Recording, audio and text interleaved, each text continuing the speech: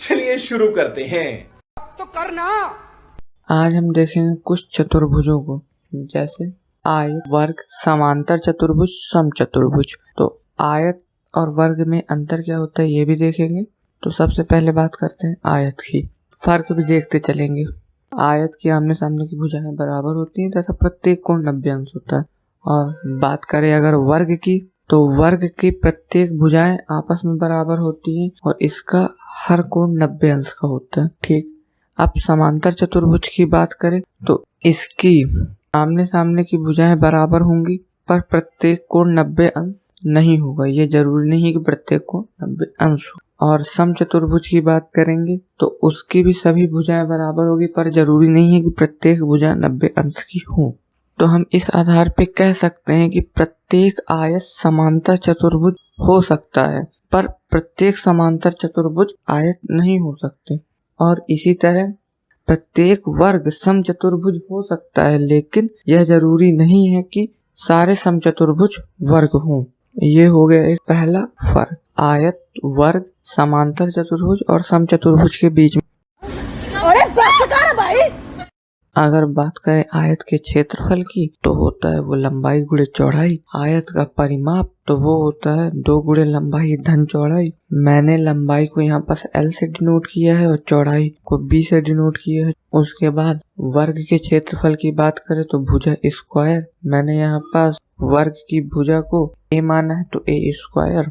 और उसके बाद वर्ग के परिमाप की बात करें तो 4 गुणे भुजा। अच्छा, कुछ लोग के दिमाग में ये ख्याल आया होगा नहीं। परिमाप क्या है, क्षेत्रफल क्या है, दोनों में अंतर क्या है। तो सिंपल सा बताता हूँ। चित्र में देखो एक किताब है। अगर परिमाप निकालने को बोला इस किताब का, तो किताब की ये जो किनारे किनारे की जो बॉर्डर है उसकी लंबाई टोटल वो परिमाप होगी। उसके बाहर की जो लंबाई है, तो अगर वर्ग का एक परिमाप निकालने को कह रहा है तो उसकी चारों भुजाओं के योग के बराबर होगा। आयत का परिमाप निकालना है तो उसकी चारों भुजाओं को आपस में जोड़ दो तो उसकी बाहर की लंबाई की माप आ जाएगी। तो क्षेत्रफल का एक एग्जाम्पल देखना है तो एक बुक है, उसको जमीन में रखोगे तो कितना एरिया कैप्चर कर लेगा जमीन का, तो वो एरिया उसका क्षेत्रफल हो जाएगा। वो जो बॉर्डर के अंदर वाला भाग होता है बुक में बचा, वो उसका क्षेत्रफल होगा। ठीक। किसी भी बहुभुज का परिमाप निकालने को अगर कहे और उसकी भुजाओं की माप दी हो तो उसके भुजाओं की माप को आपस में जोड़ दीजिए तो उसका परिमाप आ जाएगा, उसका बाहर माप आ जाएगा। ठीक। नहीं। अब अगर समांतर चतुर्भुज के क्षेत्रफल की बात की जाए तो उसका क्षेत्रफल बेस इंटू हाइट होगा, इसमें आधार गुणे ऊंचाई। वहीं देखा जाए समचतुर्भुज का क्षेत्रफल, तो समचतुर्भुज का क्षेत्रफल होता है 1/2 विकर्णों का गुणनफल।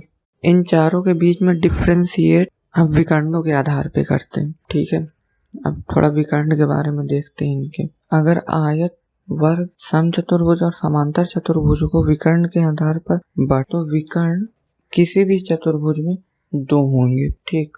अब आयत के विकर्ण के गुण की बात करते हैं तो ये एक दूसरे को समद्विभाजित करते हैं। विकर्ण बराबर होते हैं, समद्विभाजित करते हैं। और आयत का जो विकर्ण होगा वो शीर्षाभिमुख कोण बनाएगा और वर्ग का विकर्ण एक दूसरे को लंब समद्विभाजित करते हैं और ये विकर्ण आपस में बराबर होते हैं लंबाई में।